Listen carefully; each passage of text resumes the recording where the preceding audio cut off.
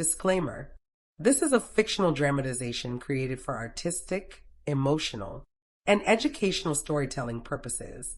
All characters and events are entirely fictional and created using AI tools.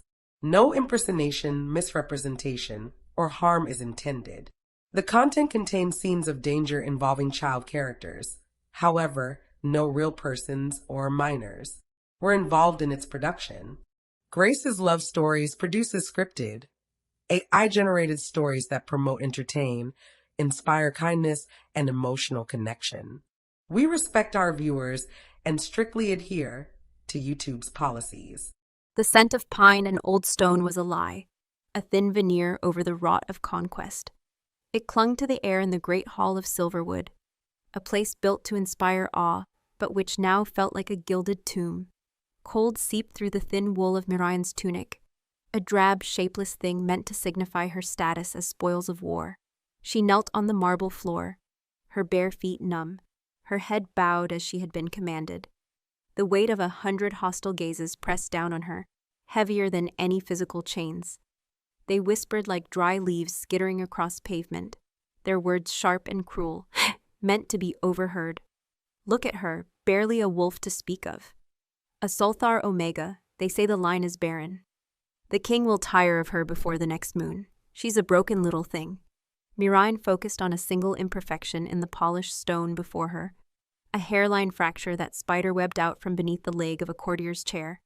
It was a tiny flaw in this world of suffocating perfection, a reflection of her own shattered pack. She held her grief coiled tight in her belly, a cold, hard knot that had been her only constant companion since her alpha fell and her lands were ceded. They wanted to see her weep. They wanted to see her tremble. They wanted proof that she was as worthless as her conquered status suggested. She would give them nothing. Her silence was the only weapon she had left, and she wielded it like a shield. The great hall was a cage of opulence. Sunlight, heavy and golden, streamed through arched windows, illuminating dust motes dancing in the air like captured sprites. It caught the glint of jewels on elegant necks and the polished silver of guards' pauldrons, but it offered no warmth. At the far end of the hall, raised on a dais of dark carved wood, sat the throne. It was immense, fashioned from the heartwood of a petrified ironwood tree, its back carved into a snarling wolf's head. And it was empty. The waiting was a special kind of torture, designed to let the court's contempt fester and bloom. A high-ranking beta, the king's chamberlain, stood beside the dais, his face a mask of bored disdain. His name was Verith, and his scent was of dried ink and smug authority. It was he who had dragged her from the cold cell and thrown her onto the floor, his voice dripping with condescension as he announced her. A tribute from the fallen Sulthar pack, he had proclaimed, his voice echoing in the cavernous space. For the Alpha Kings, consideration. The word hung in the air, ripe with insinuation.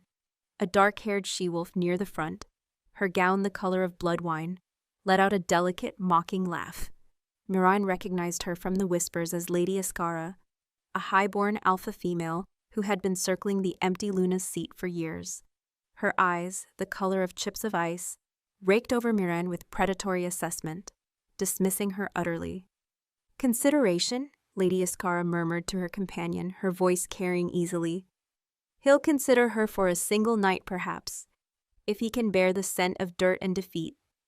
Miriam's hands, hidden in the folds of her tunic, clenched into fists, the urge to lash out, to show the feral spark that all wolves possessed, was a bitter taste in her throat. But she was an Omega. More than that, she was a conquered Omega. Here, in this court of vipers, any show of spirit would be seen not as strength, but as defiance to be crushed. So she knelt, she breathed, and she endured, letting their hatred wash over her like a foul tide. She had survived the loss of her home, the death of her family. She would survive this. Then the atmosphere in the hall shifted. It was not a sound, but a feeling. A sudden drop in pressure, as if a storm front had rolled in without warning. The whispers died instantly, choked off into absolute silence. The very air grew thick, heavy with a presence that demanded submission. A primal scent flooded the space, eclipsing the cloying perfumes and sterile stone. It was the smell of a winter forest after a lightning strike, ozone, wet earth, and ancient pine. It was the scent of absolute, untamed power. Two massive doors at the side of the hall swung open without a sound. King Corvin Alther entered, and the world seemed to shrink around him. He was not just a king, he was a force of nature, taller than any wolf she had ever seen, with shoulders broad enough to carry the weight of his entire kingdom. His hair was the color of midnight, unbound and falling past his shoulders, streaked with a startling slash of silver at one temple.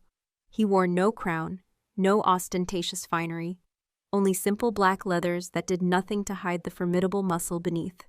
A long, jagged scar cut down from his left eyebrow, bisecting his lip and disappearing into the dark stubble along his jaw. It gave his face a brutal, intimidating cast, but it was his eyes that held the true terror. They were the color of molten gold, glowing with a feral light that seemed barely contained. They were the eyes of a wolf who had looked into the abyss and had not flinched. The court bowed as one, a ripple of movement like grass bending before a gale. Only Miriam remained as she was, kneeling, her head still lowered. She could feel his gaze sweep across the hall, a physical weight that made her skin prickle. She heard the soft, deliberate tread of his boots on the marble as he ascended the dais and settled onto his throne. The silence stretched, taut and agonizing. Every breath in the room was held captive. Vareth, the king's voice was a low growl, a rumble of stone grinding against stone. It vibrated through the floor, up through Miriam's bones. "You requested my presence." "Your Majesty," the chamberlain said, his earlier smugness replaced by a fawning deference. "The tribute from the Solthar pack, as we discussed." King Corvin said nothing for a long moment. Miriam could feel his eyes on her, and it was a different kind of scrutiny from the court's. Theirs was contemptuous, dismissive. His was something else. It was invasive, peeling back the layers of her composure, searching for the thing she kept hidden deep inside. The dormant, silent wolf within her stirred for the first time in years, a faint, trembling flicker of awareness in the face of this overwhelming alpha presence. It was terrifying. "Leave us," the king commanded. The order was so quiet, yet it cracked through the hall like a whip. A collective, nervous shuffle rippled through the courtiers. Lady Iskara shot a venomous glare toward Miriam, her lips thinning in displeasure, before turning and sweeping from the room with the others. Vareth hesitated for a second, a protest forming on his lips, but one look from the king sent him scurrying away. The great doors boomed shut, leaving Miriam alone on the vast marble floor with the scarred king on his throne.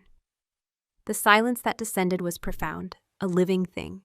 Now, without the distraction of the court, his scent was overwhelming. It filled her lungs, a wild, clean fragrance that was both intoxicating and dangerous. It spoke of dominance, of sorrow, and a rage that was banked like embers, ready to ignite. He was the embodiment of everything her pack had lost to. She kept her eyes fixed on the crack in the stone. To look at him would be a challenge, an invitation. She was an object, a tribute. Objects did not meet the eyes of their masters. "You are Miriam Solthar," he stated. It was not a question. She gave the barest of nods, her throat too tight to speak. Even if it weren't, her voice was a rusted, broken thing, a casualty of the trauma that had silenced her wolf.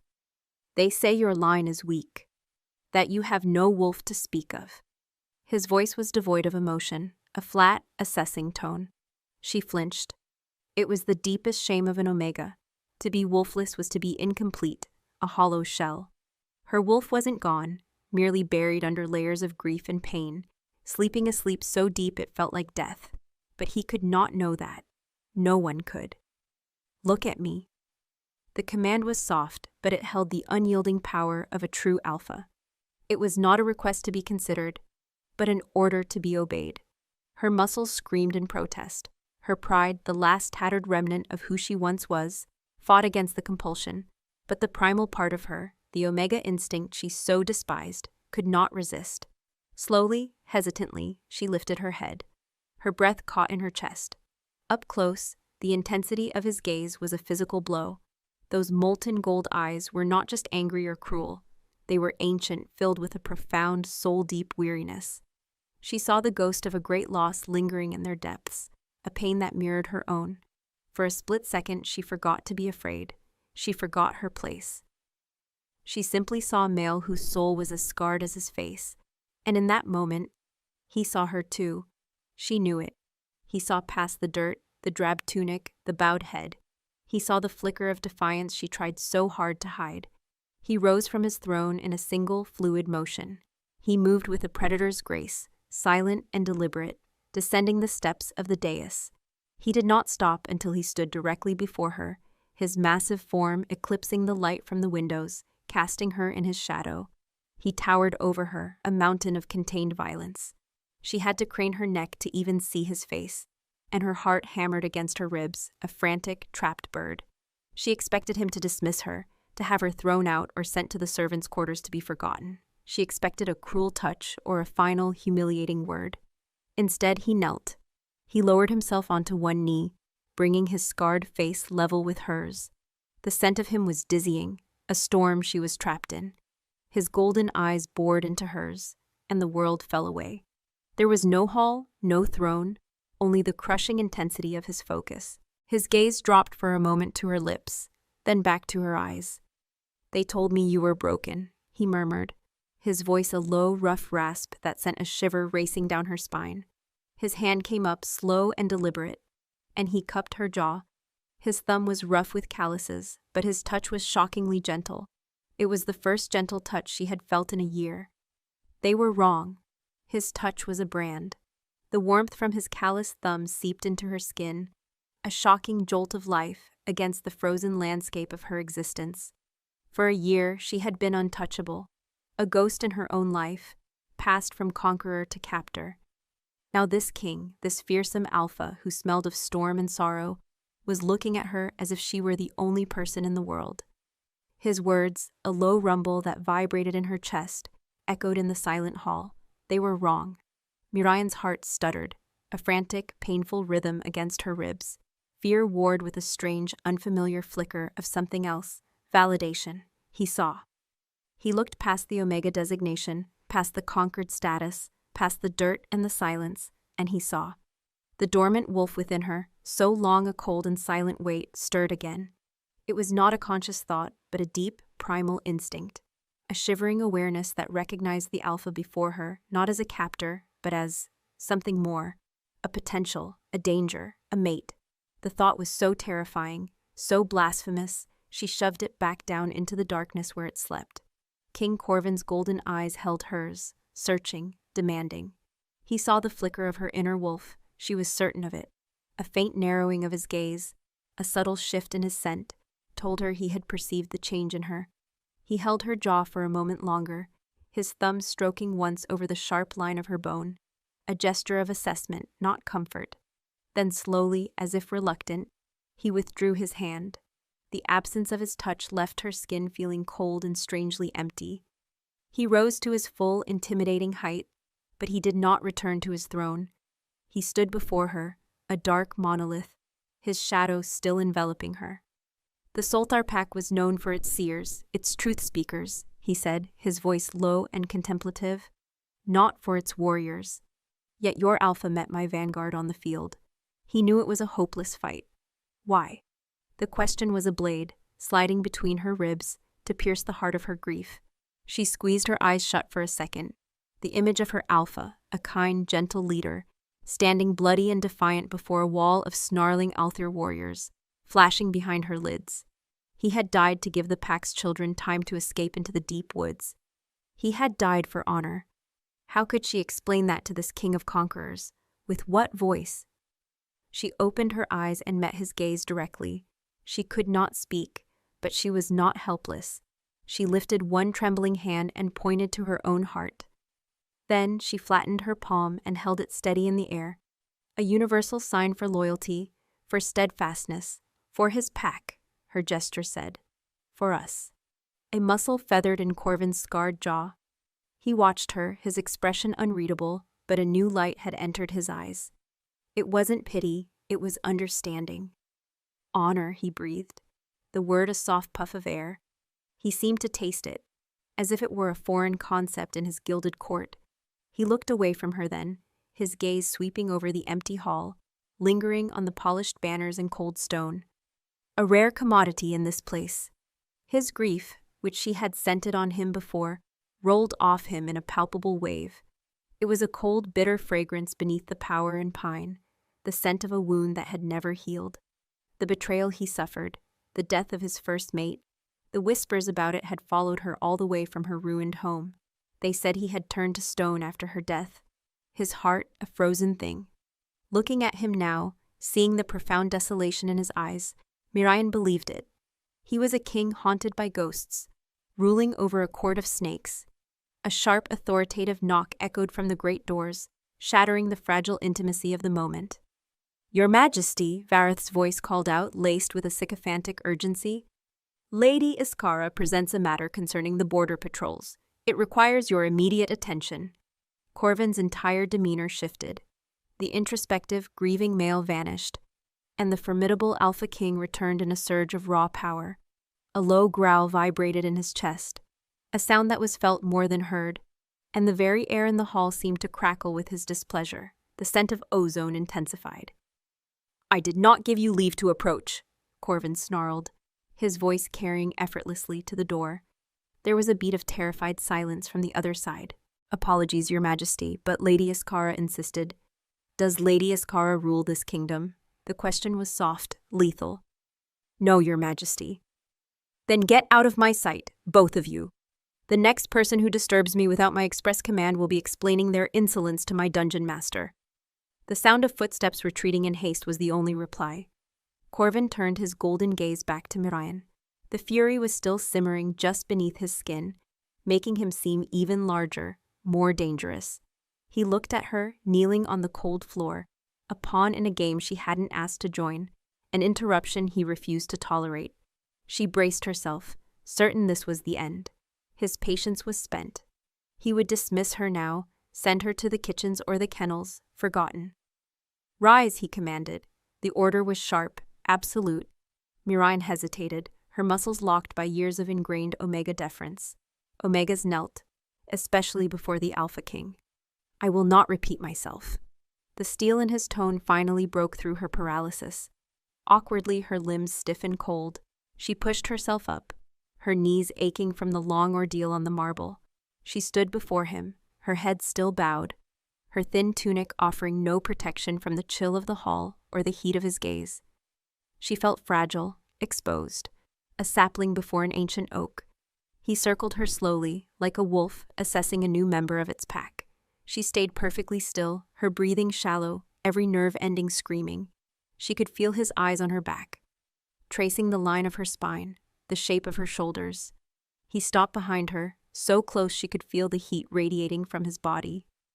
Her own traitorous skin prickled with awareness. "They see you as a plaything," he murmured, his voice a low vibration just beside her ear, sending a tremor through her. "A momentary distraction. They are fools." He moved to stand in front of her again, his presence a wall she could not escape. "A king cannot afford to be surrounded by fools, or vipers." He was speaking of Vareth, of Iskara. He knew. Her earlier perception was right. His grief had blinded him, but he was not stupid. He was simply alone, a king on a throne of shadows and whispers. He looked at her, truly looked at her, and in his eyes she saw not lust or even curiosity, but a stark, calculating decision being forged. He was a king who trusted no one, and in her silent, unbroken defiance, he had found something he couldn't quantify, something his court of sycophants utterly lacked: authenticity. He lifted his hand and beckoned to the side door through which he had entered. A royal guard, clad in silver and black, materialized from the shadows, as if summoned by thought alone.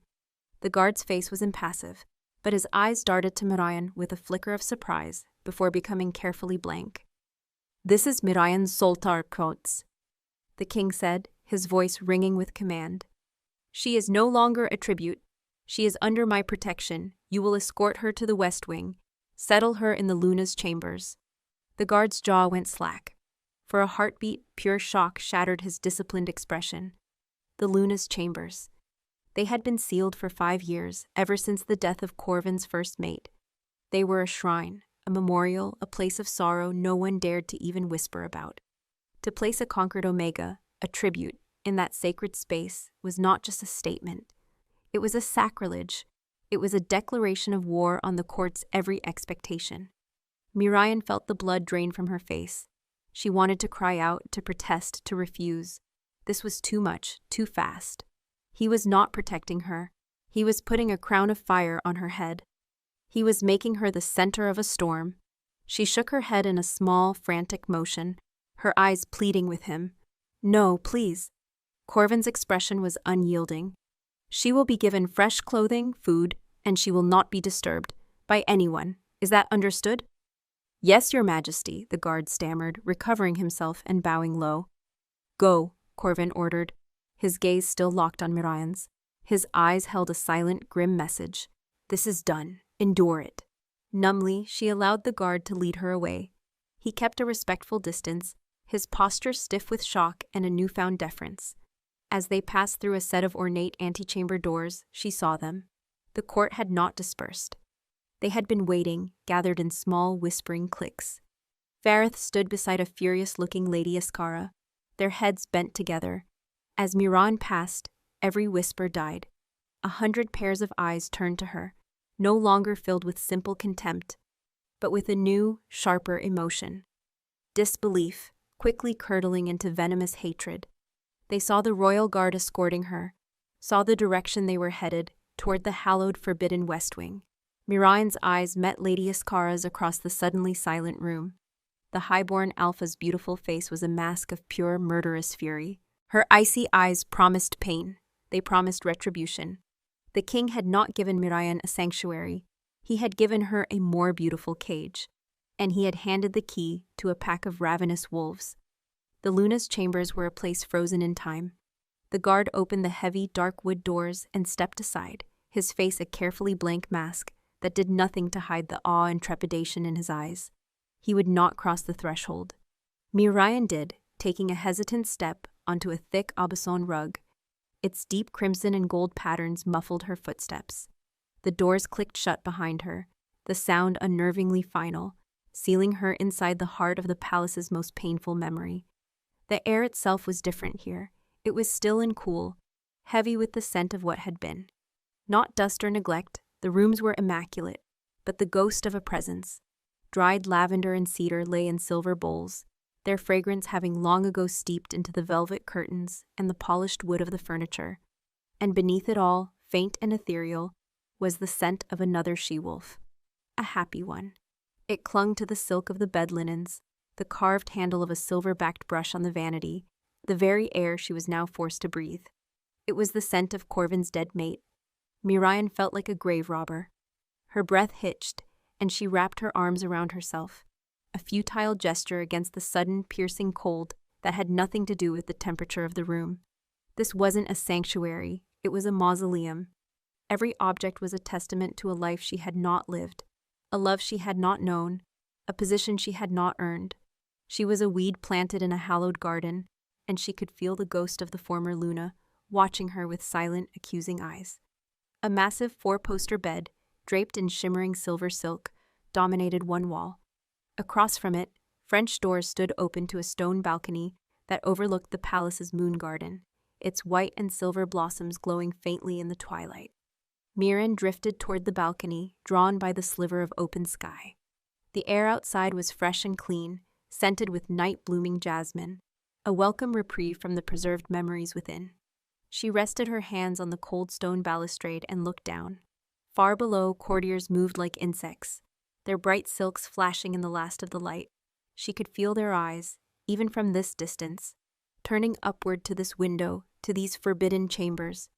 She was a specimen in a glass jar, and they were all watching, waiting for her to shatter. A soft knock came from the door. Miriam flinched, spinning around.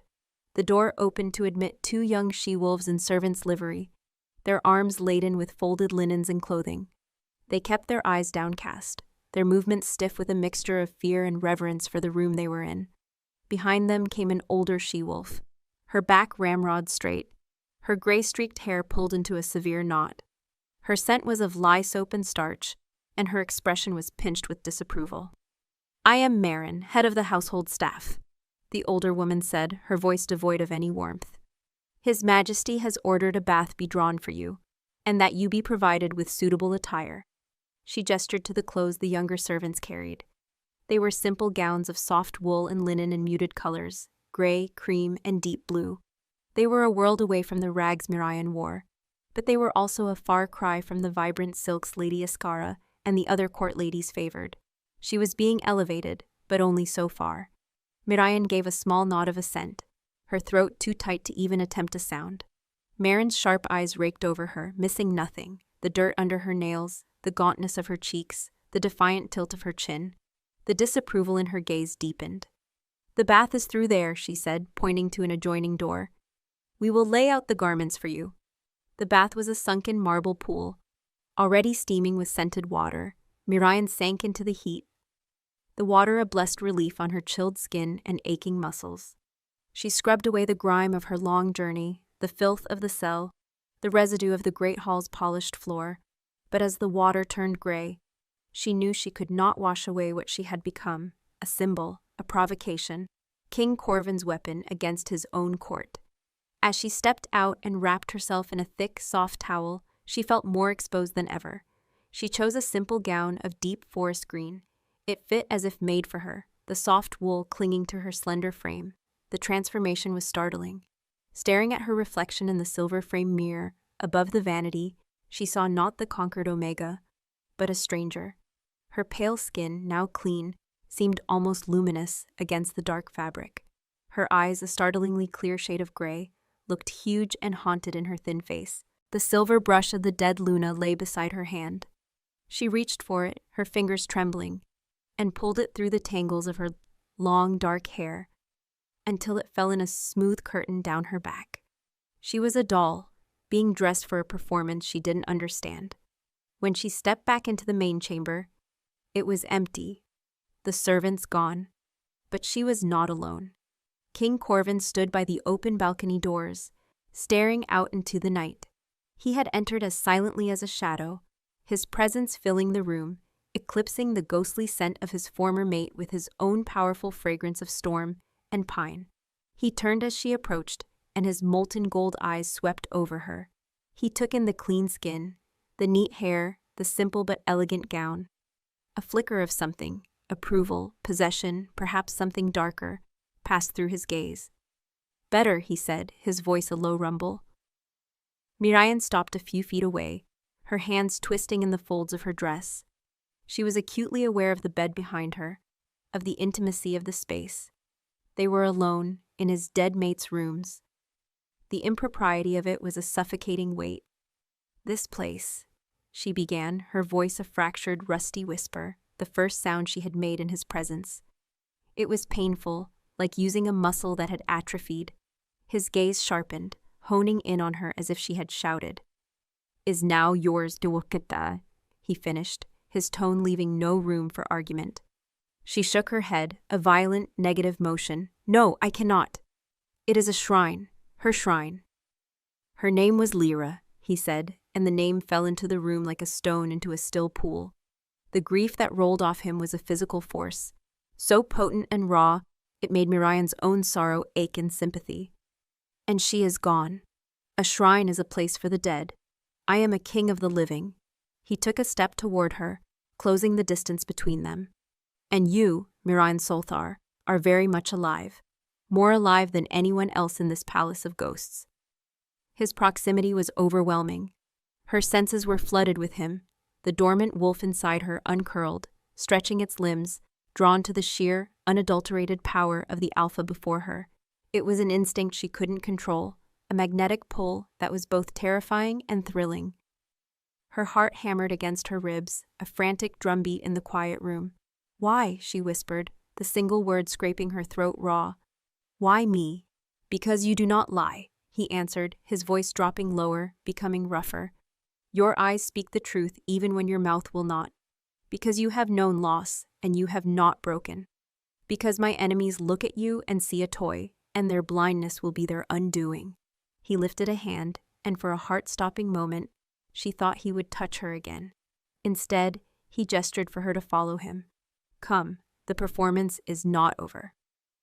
He led her from the chambers, back through the silent corridors of the West Wing. Guards snapped to attention as they passed, their eyes wide with shock. They emerged into the main artery of the palace, and the whispers started immediately, a sibilant tide that followed them. He ignored them all, his long strides purposeful, his powerful form a shield that parted the sea of courtiers before them. He led her back to the one place she never wanted to see again. The great hall was filled, even more crowded than before. It seemed the entire court had been summoned. They stood in tense, silent clusters, their faces a mixture of confusion, outrage, and morbid curiosity. At the forefront stood Lady Iskara, her face a pale mask of fury, her ice-chip eyes burning into Miran. Beside her, Vareth the Chamberlain looked smug, as if certain this was all some elaborate prelude to Miran's final public humiliation. Corvin did not pause. He strode directly to the dais and ascended the steps, pulling Miran along with him. Her hand was cold in his warm, firm grasp. He did not take his throne. Instead, he turned to face the assembly, positioning Miran beside him, a step below. She stood exposed, the focus of every hateful stare. "You have whispered," Corvin's voice boomed, silencing the hall instantly. "You have plotted. You have circled my throne like vultures, waiting for a moment of weakness. You look upon this Omega, a tribute from a conquered pack, and you see a weakness, a trifle, an amusement." He let the words hang in the air, his golden gaze sweeping over them, making them shrink back. "You are wrong." He released her hand and turned to a small iron-bound chest resting beside the throne, a chest Miriam hadn't noticed before. He lifted the heavy lid. When he turned back, he held a circlet of woven silver. It was crafted to look like two wolves, their bodies forming the band, their heads meeting at the front, holding a single teardrop moonstone between them. It was elegant, powerful, and achingly familiar from the royal portraits. It was the Luna's crown. A collective gasp swept through the hall. Iskara's face contorted in a silent scream of pure hatred. Corvin turned to Miriam.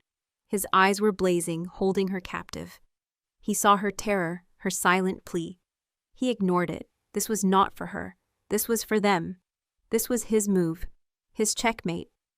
"They called you a plaything to be broken," he said, his voice lowering to a growl that was still audible in the dead silence. "A tribute to be used and discarded." He lifted the crown. The moonstone caught the torchlight, glowing with a soft, ethereal fire. But the alpha of this pack decides who is worthy. The king decides who is valued. And with the eyes of the entire world upon them, he lowered the silver crown and settled it onto Miran's head. The metal was heavy, cold against her hair. The weight was immense, a physical burden that made her want to sag, to collapse. It was not a prize. It was a target. It was a sentence. He stepped back, his gaze never leaving hers. She stood there, frozen, the conquered Omega, with the Luna's crown on her head, the symbol of everything they despised and coveted. King Corvin Alther turned his burning gaze back to his stunned, furious court. His hand came up, not to touch her, but to hover just behind her shoulder, a gesture of undeniable possession. "You will not whisper about my weakness," he roared, his voice cracking like a thunderclap. "You will kneel before my strength. You are not to address her as tribute. You are to address your Luna." His gaze found Iskara's in the crowd and held it, a promise of violence in his eyes. He then looked back at Miriam, his voice dropping to a possessive feral growl that carried to every corner of the hall, sealing her fate. "She is not your concern. She is mine." The crown was a cage of ice and silver. Its weight was a physical manifestation of the hundreds of hateful stares boring into Miriam from the floor of the great hall. Each whispered gasp, each flicker of rage in a courtier's eyes, was another bar in the prison Corvin had just built around her. The moonstone at her brow felt as cold as a shard of winter, leaching the warmth from her skin. She wanted to rip it from her head, to throw it at the king's feet, and scream that she wanted no part of this savage game. But her limbs were frozen, locked in place by the sheer, audacious finality of his declaration. "Your Luna." The silence that followed his words was absolute, a dead, suffocating vacuum. It was the silence of utter shock, of a world tilted violently off its axis. Then slowly, like the creak of a glacier, the court began to move. It started with the guards, their training overriding their disbelief. They thumped their spears against the marble and dropped to one knee. Then the lower-ranking pack members followed, their movements jerky and uncertain. Finally, with visible, agonizing reluctance, the highborns sank into a bow. All except one. Lady Iskara remained standing, a pillar of crimson silk and incandescent fury. Her hands were clenched into white-knuckled fists at her sides, her beautiful face a mask of such venomous hatred that Miran felt a physical chill. For a tense, drawn-out moment, it seemed she would defy the king's order outright, that she would shatter the fragile peace with a challenge. Her chest rose and fell with ragged breaths, her icy eyes locked on the crown atop Miriam's head, as if she could melt it with the force of her rage. Corvin did not speak. He did not need to. He simply shifted his weight, a subtle, predatory movement, and a low, guttural growl rumbled in his chest. It was the sound of a landslide starting, of a storm about to break. The primal, absolute authority in that sound finally broke Iskara's defiance. With a barely perceptible tremor of rage, she inclined her head in the most shallow, insulting bow imaginable, before turning on her heel and sweeping from the hall, her attendants scurrying in her wake like frightened mice. The spell was broken. Corvin gave a sharp, dismissive wave of his hand. "Leave us." The court practically scrambled over itself to obey, melting away into the antechambers and corridors, their hushed, frantic whispers a buzzing tide of scandal and outrage. Miran was left alone on the dais with the king, the heavy silence of the great hall rushing back in to fill the space. The torches hissed in their sconces, casting long, dancing shadows that made the snarling wolf heads carved into the throne seem to move. Miriam's entire body began to tremble, a delayed reaction to the terror and shock. Her knees felt weak, threatening to buckle under the impossible weight of what had just happened. She finally found the strength to lift her hands, her fingers fumbling at the cold metal of the crown. "No," Corvin's voice was sharp, stopping her. "It stays." She looked at him, her gray eyes wide with a desperate, pleading panic. She could not speak, but her expression screamed the words for her.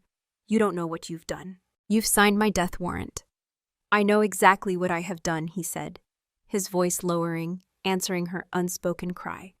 He stepped closer, his golden eyes burning with an intensity that left her breathless. "I have painted a target, but the target is not on your back. It is on theirs."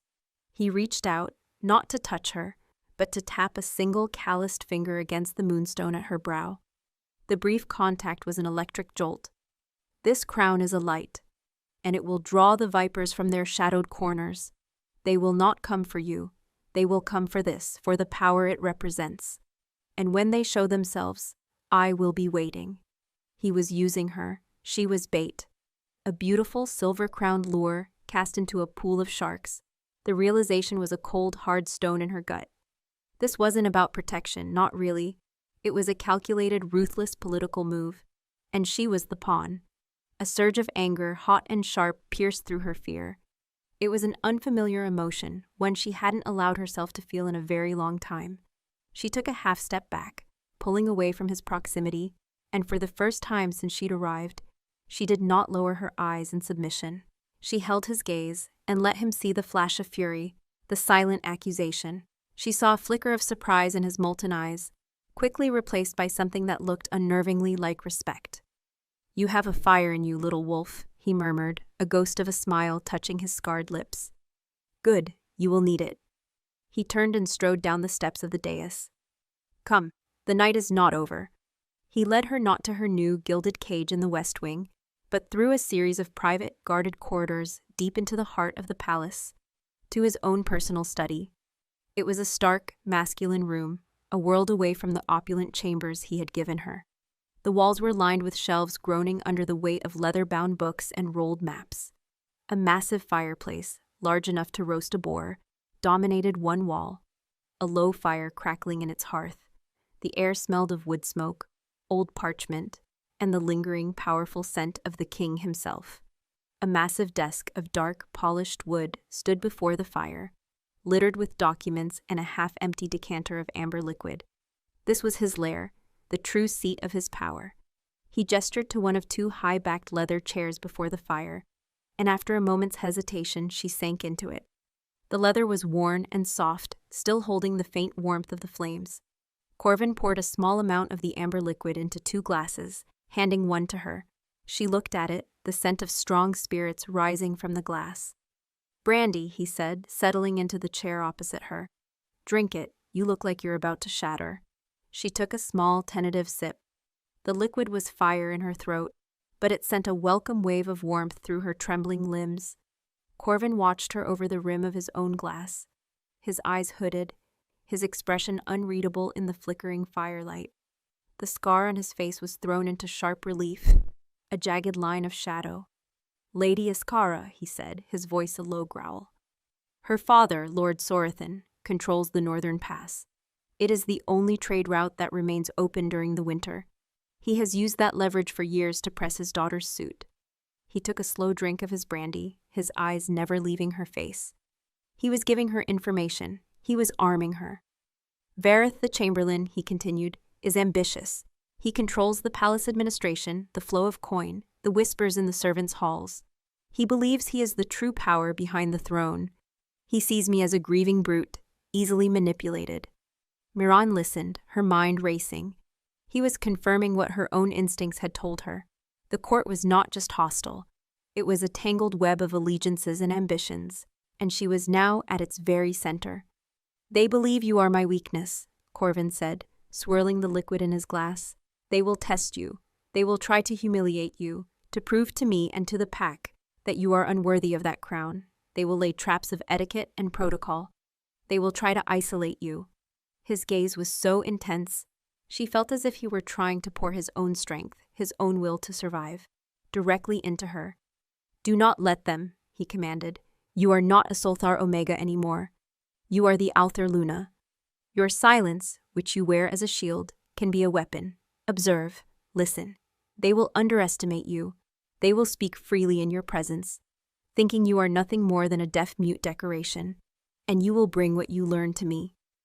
He was making her his spy, his partner. The thought was as terrifying as it was intoxicating.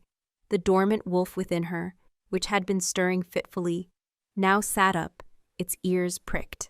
This was not the passive existence of an Omega. This was a hunt. A sharp, clear bell chimed somewhere in the palace, signaling the midnight hour. Corvin drained his glass and set it down with a decisive click. "There will be a formal dinner tomorrow evening, to present you to the pack's inner circle. Vareth will arrange it. He will ensure it is an ordeal for you. Iskara and her allies will be there. They will be watching for any sign of weakness." He leaned forward, the firelight catching the feral glow in his eyes. "Show them none." The command hung between them, a challenge and a threat. Before Miriam could even process it, he rose, his audience with her clearly at an end. He summoned a guard with a silent gesture. "Escort the Luna back to her chambers." The title still sounded alien, a costume she was wearing. The guard led her back through the now silent palace. The weight of the crown seemed to have grown heavier, pressing down with the knowledge of the role she was now expected to play. When she finally returned to the silent, ghost-scented rooms, she found a tray of food had been left for her: roasted chicken, fresh bread, cheese, and fruit. She realized she hadn't eaten all day, and she was ravenous. She sat by the open balcony doors, the cool night air on her face, and ate mechanically, her mind replaying every word the king had said. Observe, listen, show them no weakness. Later, as she lay in the massive, unfamiliar bed, the silk sheets cool against her skin, she could not sleep. The crown sat on the vanity across the room, its moonstone catching the moonlight from the balcony, glowing like a watchful eye. It was a promise of power, and a beacon for every enemy the king possessed. She was no longer just Miriam Soltar, the broken Omega. She was a piece in the king's game, a queen on his board.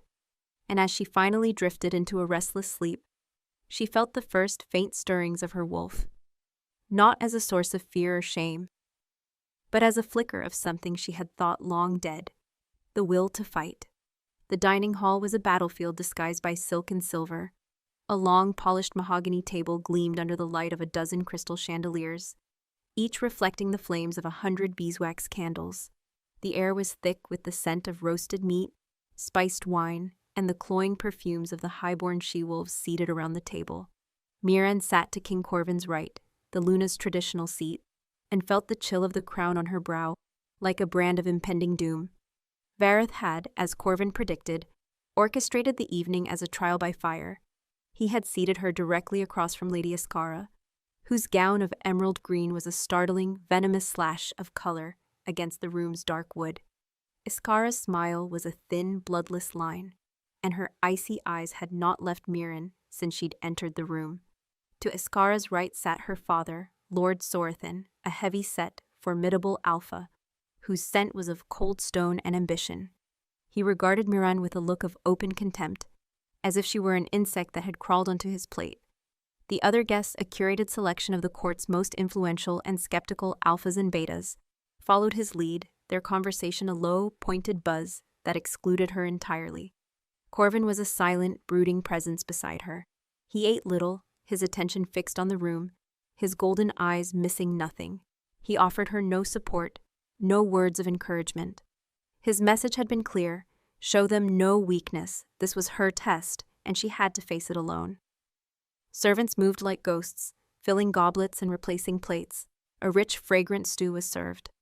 Mirren picked up her spoon, her hand steady despite the violent trembling in her core. She remembered her training as a highborn Omega in her own pack. The endless lessons on etiquette, the proper way to hold a fork, to sip from a goblet, to engage in polite, meaningless conversation. She had railed against those lessons as a girl, craving the freedom of a warrior. Now she clung to them as a shield. "It is a pity," Lady Iskara's voice cut through the low murmur of conversation, sharp and clear. All other talk ceased. "That the Solthar Pack's customs were so rustic. They must not have instructed their Omegas in the proper use of Althir silver." All eyes snapped to Moran's hand. She froze, the spoon halfway to her lips. She looked down. Vareth, with exquisite cruelty, had arranged her place setting with a complex array of utensils. Fish forks, dessert spoons, snail tongs, many of which were unique to the Althir court and entirely unfamiliar to an outsider. Iskara's implication was clear. She was a savage, an uncultured provincial who did not belong. A flush of hot, humiliating shame washed over her. This was the trap. A small, petty, but public test of her worthiness.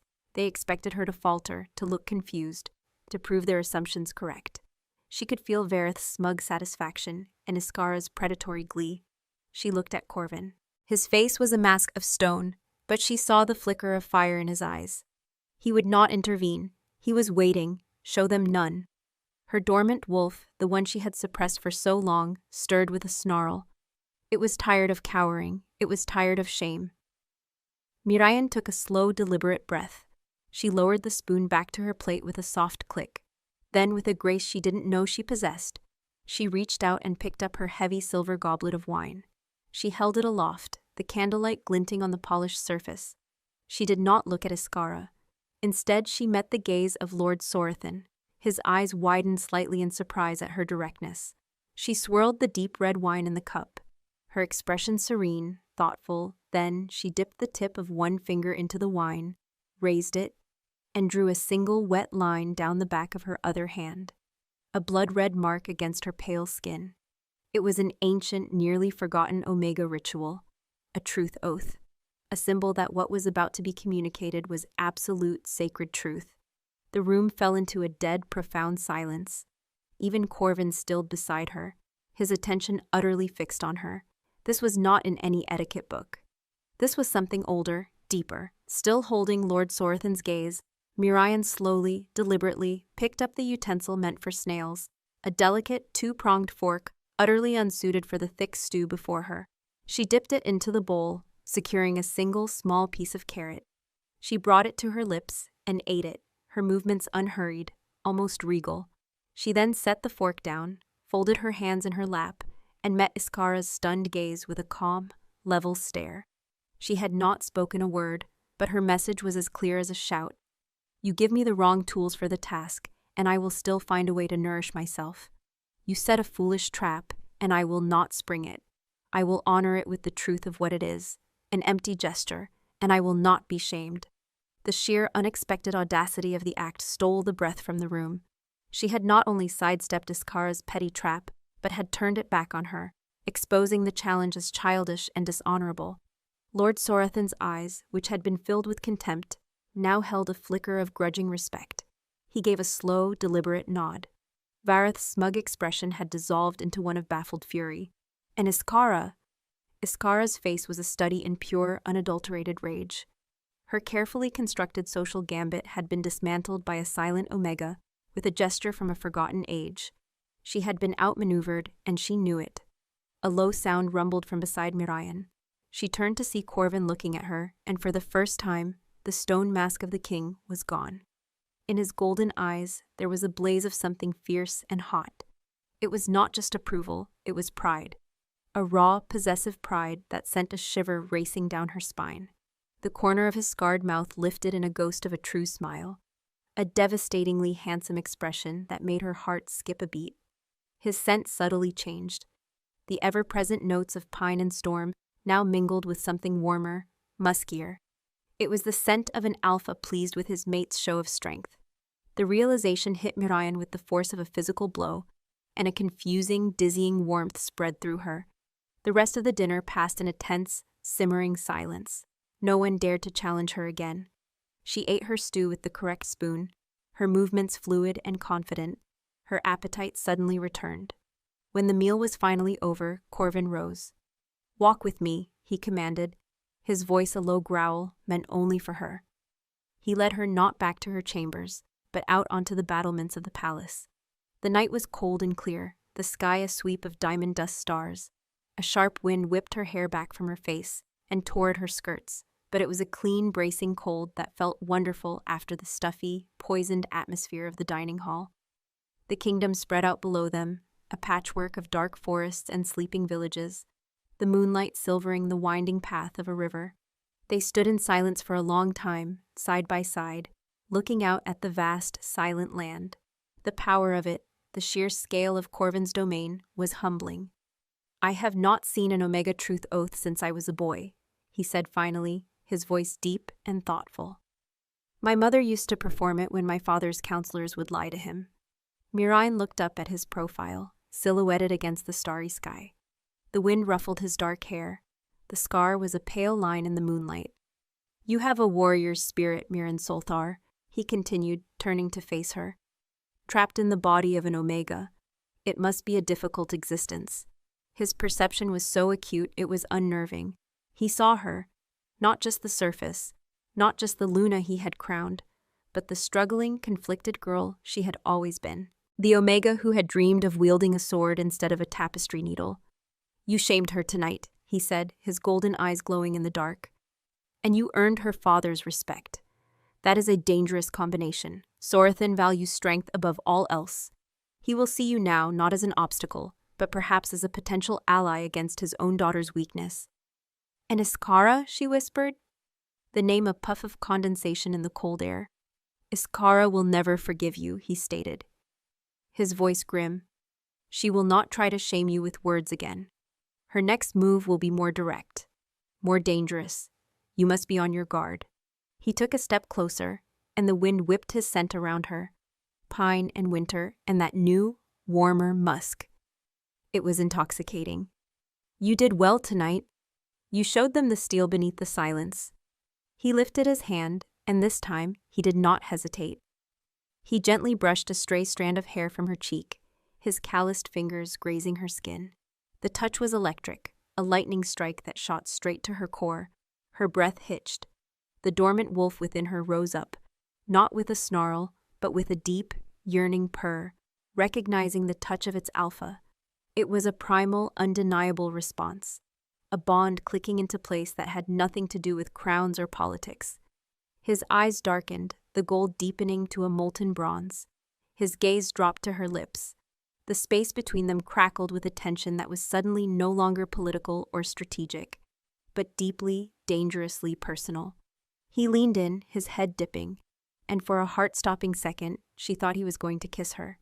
She swayed toward him, her eyes fluttering shut, her entire being screaming for a contact she hadn't known she craved. His lips were inches from hers when a sharp, urgent cry echoed up from the courtyard below. "Your Majesty, an urgent message from the southern garrison. The border has been breached." Corvin froze, pulling back as if struck. The spell was shattered. The king returned in a flash of cold fury and command. He looked down at her one last time, his eyes filled with a complex mixture of frustration, possession, and a raw, burning hunger that left her shaken to her very soul. "We are not finished," he growled, the promise hanging in the air between them. Then he turned and was gone, his long strides carrying him away into the darkness of the palace, leaving Miriam alone on the cold battlements, her lips tingling with the ghost of a kiss that had never happened, and her heart hammering with the terrifying certainty that the war for the crown had just become inextricably tangled with a war for her own heart. The ghost of his kiss was a fire she could not extinguish. For 2 days, Miriam moved through her gilded cage in a daze, the memory of that moment on the battlements replaying itself behind her eyes. The cold wind, the scent of him, the raw hunger in his gaze, it had unlocked something inside her, a longing so fierce and profound it frightened her. The dormant wolf was no longer dormant.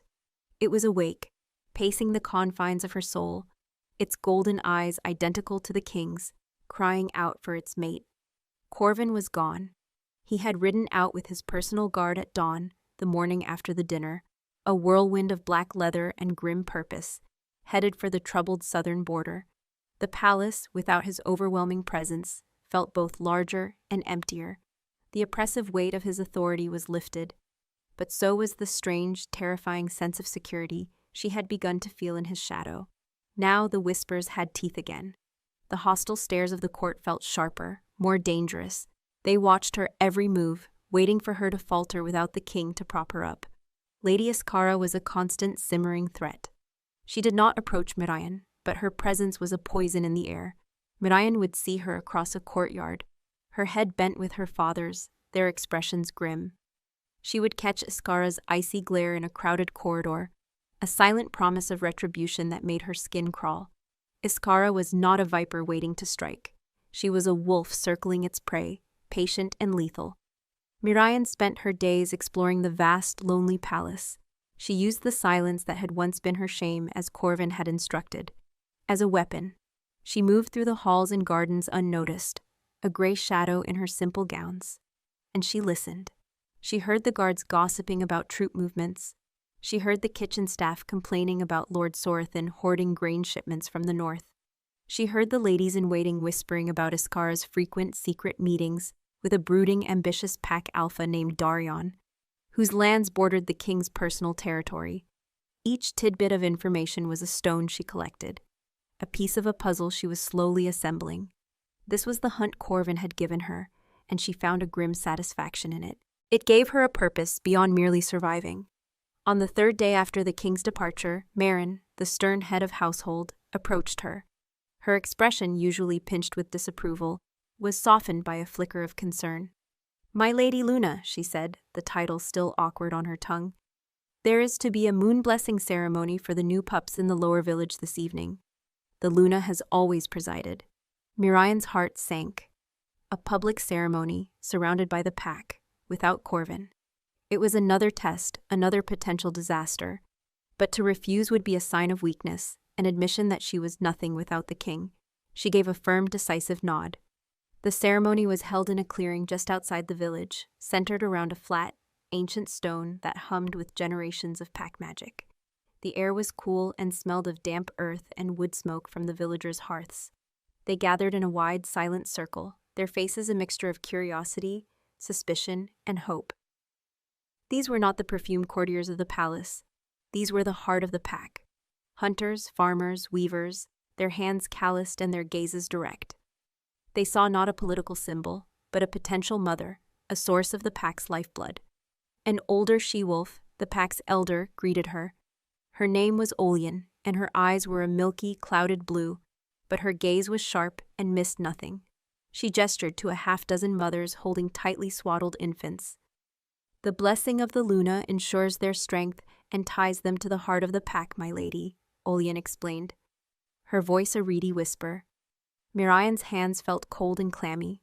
This was a sacred duty, performed by a true bonded Luna, one whose own wolf was strong and whose womb was fertile. She was a fraud, a barren, wolfless omega playing a part.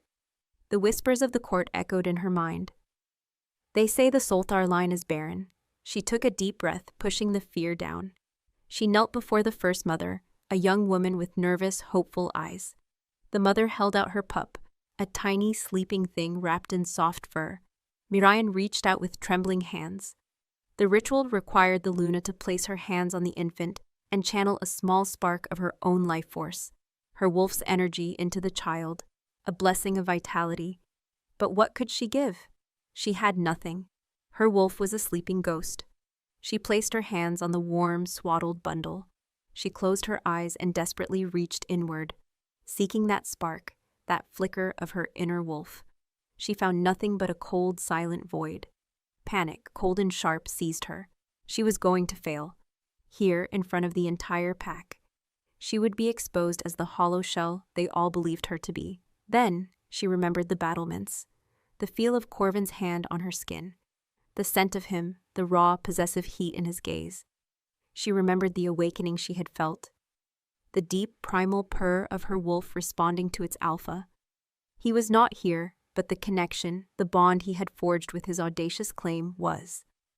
Instead of trying to force a spark from her own empty well, she reached for that bond.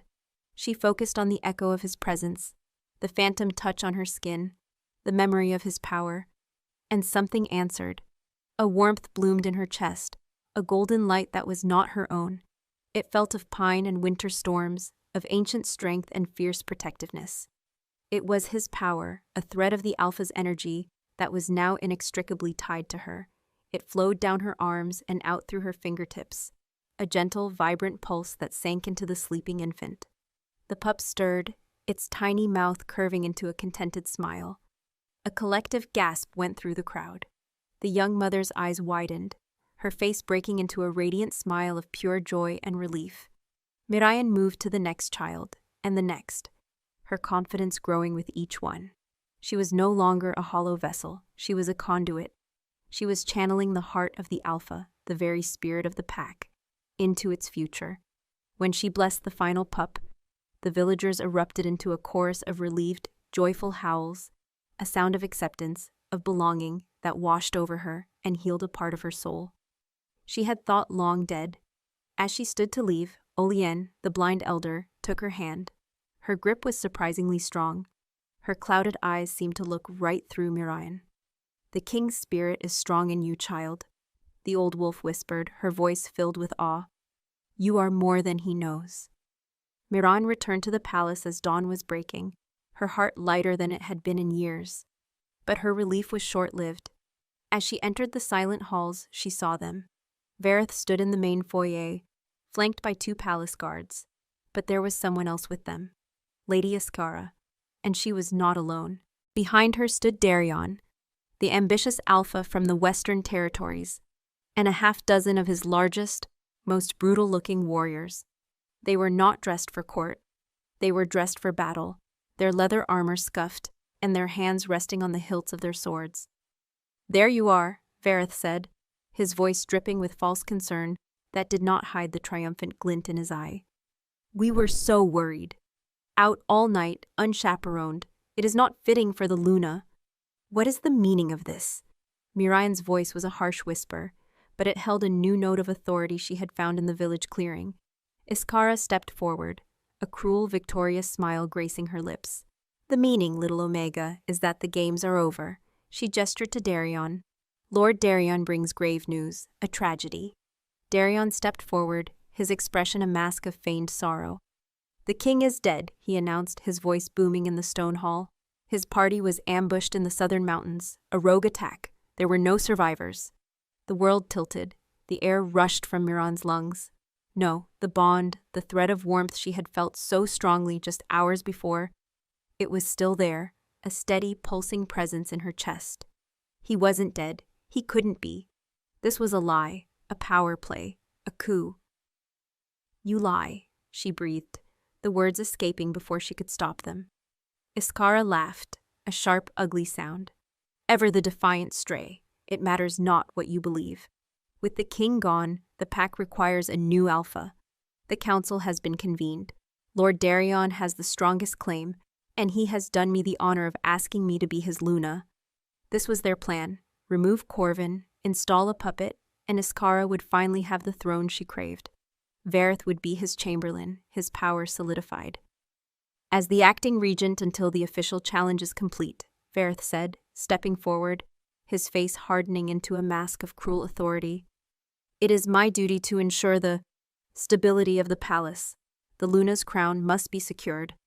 And you, as a tribute of a conquered pack with no official standing, are a security risk. He gestured to the guards. Seize her. Take her to the cells. The guards advanced, their faces grim. Miriam backed away, her heart hammering against her ribs.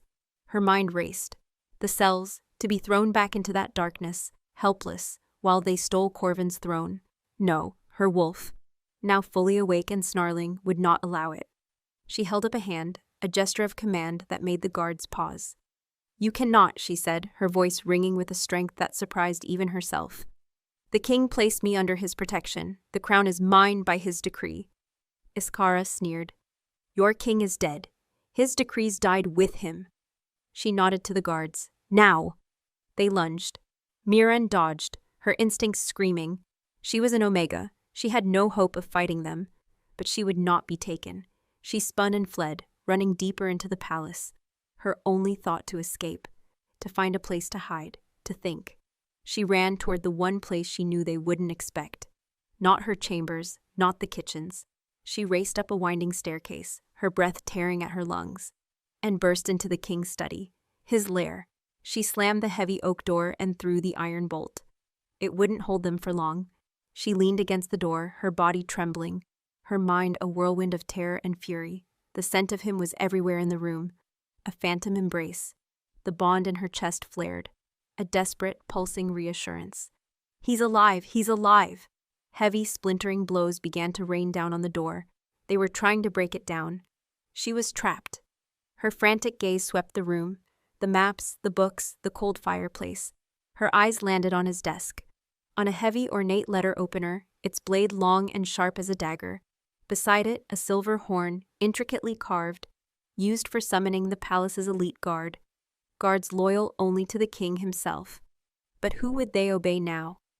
The door groaned, a long crack appearing in the wood. It would not hold. She had a choice. Cower and be captured, or fight. The Omega she had been would have wept. The Luna she was becoming, the Luna would act. With a cry that was half sob, half snarl, she grabbed the silver horn. She ran to the massive window that overlooked the central courtyard, threw open the shutters, and raised the horn to her lips. She drew a deep, ragged breath. The door behind her splintered, bursting inward. Just as Iskara and Darion's warriors poured into the room, Miriam blew. A single clear, piercing note cut through the morning air, an ancient call to arms, a desperate gamble, a challenge, an Alpha's call sounded by an Omega, for a king they all believed was dead. And as the warriors charged toward her, she snatched the letter opener from the desk. Its sharp point a silver promise of defiance.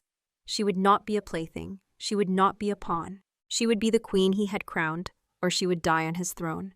2 years later, the great hall of Silverwood no longer felt like a tomb. Sunlight, clear and bright, streamed through the high-arched windows, illuminating the rich tapestries that now adorned the stone walls. They depicted not scenes of conquest and bloodshed, but of harvest, of pups playing in moonlit clearings, of 2 great wolves, one black as midnight, one silver as the moon, running side by side through a thriving forest. The air, once heavy with fear and decay, now smelled of beeswax, fresh herbs, and the contented warmth of a strong, healthy pack. Miriam stood on the dais, not below it, but beside a second throne that had been carved for her. It was fashioned from the pale, luminous wood of a silver tree, a perfect counterpart to Corvin's dark, formidable ironwood seat. She wore a gown the color of a twilight sky, and the Luna's crown rested easily on her head, its moonstone seeming to glow with an inner light that was all her own. Her hand rested on the gentle swell of her belly, a silent, powerful promise of the pack's future. Below, the court was transformed. The vipers had been rooted out. Vareth was a bitter memory, exiled to the harshest northern outpost. Iskara and her treacherous father had been stripped of their titles and lands, their influence broken forever. In their place stood a new inner circle, loyal, honorable alphas and betas who valued strength of character over bloodlines and ambition. Olien, the blind elder, now sat in a place of honor, her wisdom a guiding light for them all. Mirian's gaze found Corvin, who was speaking with his new chamberlain, a steady, level-headed beta from the Southern Territories. The scar on his face was no longer a mark of brutality, but a part of the man she loved, a testament to the battles he had survived. He looked up, his molten gold eyes finding hers across the room, and the world seemed to shrink to just the two of them. The bond between them was a living, breathing thing, a constant, silent conversation that flowed with an intensity that still stole her breath. He had returned that day like a storm of righteous fury. Lured into a trap, yes, but not defeated. He and his elite guard had fought their way out of the ambush Darian had arranged, their numbers halved but their spirits unbroken. He had heard her call on the horn, a desperate, impossible sound that had lent wings to his feet, and had arrived in the courtyard just as Darion's warriors cornered her in his study. The battle that followed was short, brutal, and decisive. Corvin's rage was a terrifying, beautiful thing to behold. He had moved through the traitors not as a king, but as a primal force, an alpha defending his mate. When it was over, Darion lay broken at his feet, and Corvin had crossed the blood-soaked study, not to the throne he had reclaimed, but to her. He had taken the dagger-sharp letter opener from her trembling hand, his eyes blazing with a fierce, possessive pride that eclipsed everything else.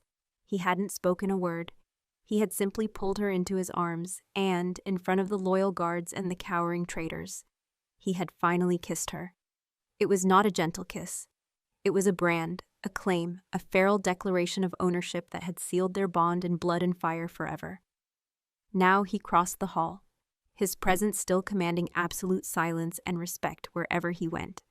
He came to stand beside her throne, his large, warm hand covering hers where it rested on their unborn child. "Are you tired?" he murmured, his voice a low rumble meant only for her. She shook her head, a soft smile touching her lips. "I am home." Her voice, once a rusted, broken thing, was now clear and steady. It was not loud, but when she spoke, the entire court listened. She was no longer the silent Omega. She was Miran Alther, the Luna who had saved the throne, the queen who had healed the pack with her quiet strength and fierce heart. Later, as twilight painted the sky in shades of rose and violet, they stood on the balcony of their chambers, the rooms no longer a shrine to a ghost, but a home filled with their own life, their own scent. Corvin wrapped his arms around her from behind, resting his chin on her shoulder as they watched the first stars appear. "They called you a plaything," he murmured against her hair, his voice filled with a lingering wonder. "A tribute to be broken." "And what do you call me now?" she whispered, leaning back into the solid warmth of him.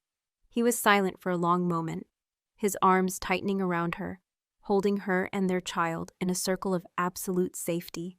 She could feel the steady, powerful beat of his heart against her back, a rhythm that had become the anchor of her world.